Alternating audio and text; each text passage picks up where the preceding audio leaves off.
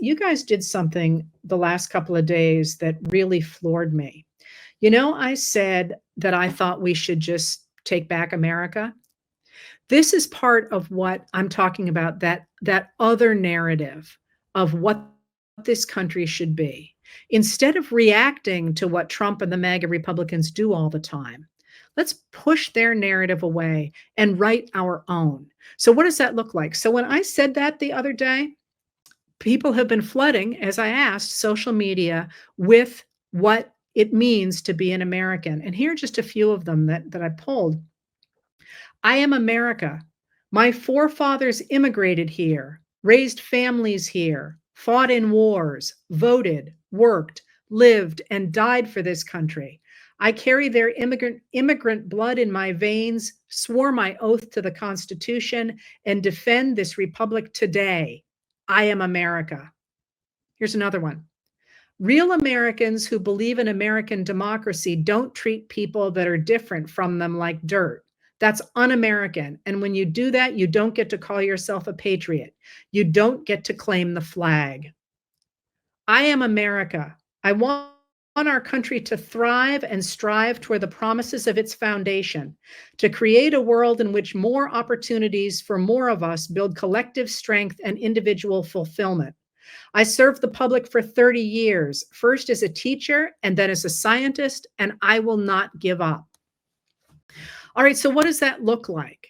What this looks like, at least today, with Trump trying to take over our voting systems, is for us to stand up and talk about the importance of voting rights and the importance of fair maps. And one of the things that has jumped out to me is I've been thinking about this, about what we can do. There's two things. One is that when Black Americans and their allies fought against the suppression of their voting, but also of their very civic existence at the end of the 19th century and through the 20th century, they never gave up fighting in the law. That was always there. Even in the darkest years, they were always in court fighting for their rights in the law, both at the local level and at the national level. But when the NAACP takes off in the early 20th century, what it does is it doesn't rely just on the law. It relies on making sure people truly understand what is going on. So you probably have seen pictures of the fact that they would hang banners outside their buildings talking about lynching.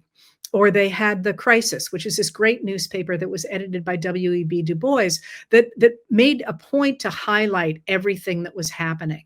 And if you think about the civil rights movement, one of the things that made them so powerful, the people who were marching for Black rights and Black voting rights, was the fact that they made it very clear to people what was at stake. You couldn't sweep it under the rug any longer.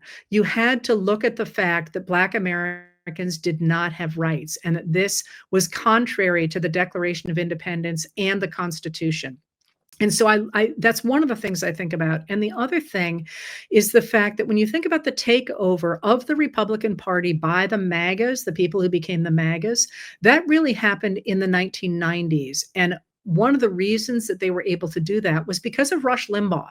Rush Limbaugh was a talk show host who was so vital to that movement that, in fact, when the Republicans took over control of the House of Representatives in 1994, I think it was, so that would have been 1995, they actually made him a member of their incoming freshman class. They made him an honorary congressperson.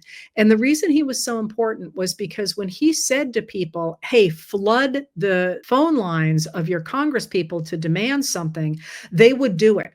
And I thought, we can do the same thing.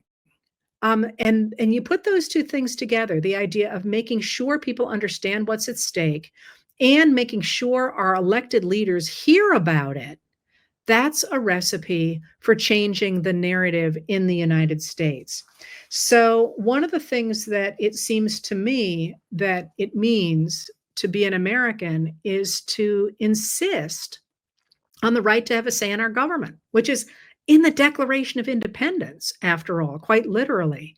And it feels to me like we need to speak up about that. now and going into the fall, because on September 2nd, Congress is back in session, make your Congress critters hear about the fact that you are dead set against gerrymandering. There is a bill in front of Congress to end gerrymandering and end voter suppression. It almost passed in the under the Biden administration, but every Republican voted against it. Now is the time really to tear out the stops and say, we Americans, all of us, have the right to vote and to have our votes counted, which is, after all, the basis of the Voting Rights Act of 1965 and the real push of the civil rights movement after World War II. That idea that we all should have a vote and it should count is central to who we are as Americans. So I think what we're going to have to be doing going forward is thinking about not only how we define America, which to me is, sort of a personal, emotional, and intellectual exercise, but actually to make it work, to turn it into something. People have been pushing me to do that, and that's I sort of feel sometimes like that's not my lane, but I guess now it's everybody's lane. And that being the case, let's do it. Let's get out there and make sure our Republican Congress people, as well as our Democratic Congress people and our state representatives, especially our state representatives in Republican states who are under pressure from Trump to pass these rigged maps, more rigged than they already are, make sure they hear from you, and that they hear just how unhappy we are about this.